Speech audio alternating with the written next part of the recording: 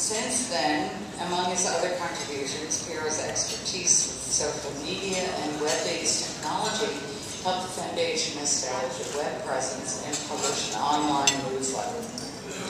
You may wonder, as I did, why vets who need help can't just go to the Veterans Administration. They can, and they do. And the VA does an excellent job of caring for our returning soldiers.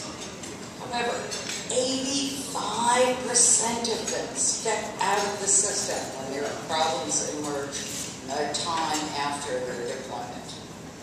The VeteransAid Foundation goal is to raise and distribute funds to support programs and services that will assist these veterans and their families.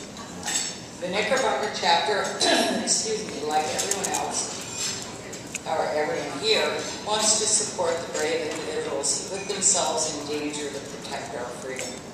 One of the ways we can do that is to provide financial and other assistance to organizations like the VeteransAid Foundation.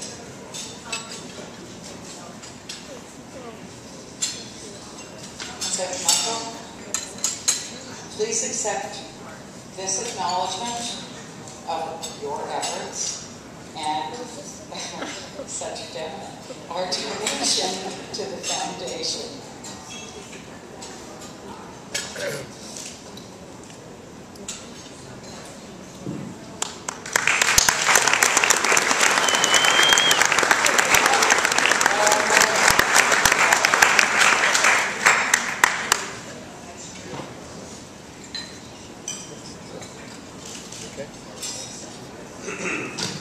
I'm going to try and keep this short. I'm not very long-winded, and I'm a bit of a crier, so if I do get choked up here, I apologize. Well, first of all, I'd like to thank Melissa and all the members of Knickerbocker chapter. It truly is my honor to be here tonight, and thank you. I'd also like to thank John Rowan and his wife. John, thank you for all your mentoring, but more importantly, your friendship.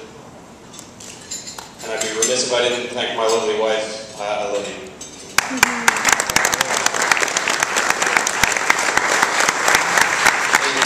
If I could do one last thank you. If you are a veteran and you're here tonight, I know we have one sergeant in the back, that's definitely one.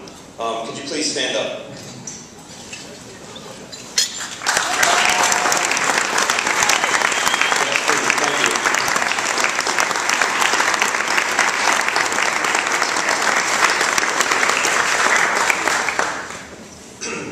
These veterans, and those that have come before them, have made a sacrifice that is understood, unfortunately, by less and less people as time goes by. We're comrades joined by service to our country. In our country right now, there's a tremendous wellspring of support for troops and veterans. As I was handed a cup of coffee and given a pat on the back, many of us in worse times received spit and scorn. I am a direct benefactor of the benefits the Vietnam generation fought for and won. As I think about it, and I often do, there are quite a few differences between veterans now and the Vietnam generation. For one, there are less of us now. It used to be 1 or 2 degrees of separation from a household to a service member in Vietnam because of the draft. Now, since we're a volunteer force, the degree is more like 4 or 5.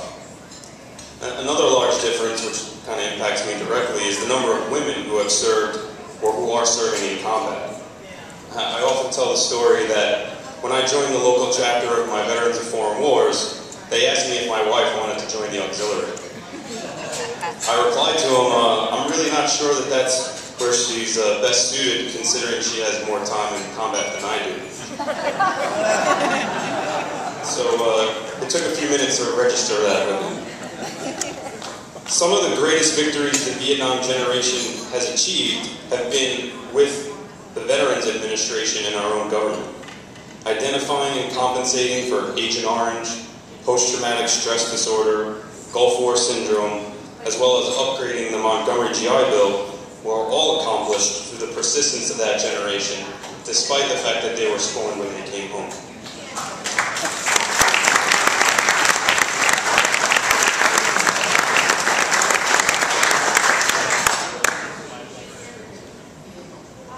And I'm missing a page. Thank So the goal of VeteransAid is to fund and give guidance to small grassroots organizations that are struggling to get upstarted. The Vietnam generation is getting up there. I mean, John will tell you that this is the 50th anniversary of the Vietnam War, and that's no small number. So my generation, and many of the great leaders that have served in combat, are now attempting to take the reins from that generation. They do it through a lot of small organizations, which VeteransAid looks to help. There's SWAN, which is the Service Women's Action Network, and it's led by, and I know there's no such thing as a former, but it's led by a Marine named Anu Bhagwani. She goes around the country checking the Veterans Administration to make sure that the women's programs are up to par. Previously, they didn't have such a large influx of women in the VA, so their services to women were substandard. And she's fighting all the time on a pretty meager budget to get those services upgraded. Or I could talk about Major Mike Irwin, who founded Team Red, White, and Blue. Team Red, White, and Blue takes individuals who have come back from service and their families and gets them together with another family so that they can reintegrate properly. They provide a positive environment, and they provide the support that they need for a transitioning soldier to reintegrate into society. They run marathons, they run triathlons, and they raise awareness wherever they go, but it's on a very individualized basis. There's also Lieutenant Colonel Tim McDaniels. Tim spends most of his weekends in a tent because he's a great outdoorsman, and he's set up Wounded Warriors in Action. Wounded Warriors in Action gives soldiers mental and physical healing by taking them out on outdoor adventures. They go fishing and hiking and hunting. And in that time, and he's said this to me himself, just getting away from everyday things, but being with your comrades and being out in the woods helps them to reintegrate and to really process everything that they necessarily can't do in front of their families. So all three of these organizations you probably have never heard of. They're small, but they're grassroots, and they're looking for assistance. And VeteransAid, we aim to assist these groups and others.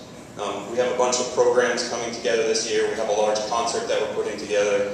And with that, we hope to encourage more of the gap that's between what the VA is getting cut funding-wise and these leaders who are dedicated to promote bringing their comrades back into the fold.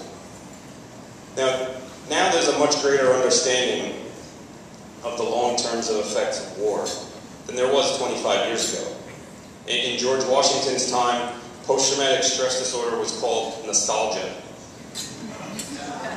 In the Civil War, it was called soldier's heart. And in World War I, it was called shell shock. It evolved into battle fatigue in World War II and Vietnam, and it was finally formally recognized as post-traumatic stress disorder a full decade after we left Vietnam. So I don't need to tell you that in the news today, there are tons of stories about soldiers having a hard time finding work or reintegrating, and the prolonged exposure that they have to these environments because of the type of war we fight now is just not helping them, and it's hindering their reintegration and supporting their families. 6 years ago, I came home from war and I was a mess. I alienated my family and my friends. I had mood swings and anxiety problems. And it wasn't because I didn't have training or education. It was simply from the effects of a continuous war. I was lucky that I had my family, and especially my wife, and people like John to shepherd me through the therapy and reintegration. I'm better now, but I live in New York. There are resources everywhere, and it's well populated. It's a melting pot. There are guardsmen and reservists in the middle of the country, and they can't rely on the VA, and they have to rely on these small grassroots organizations. They're having a hard time, and they need our help.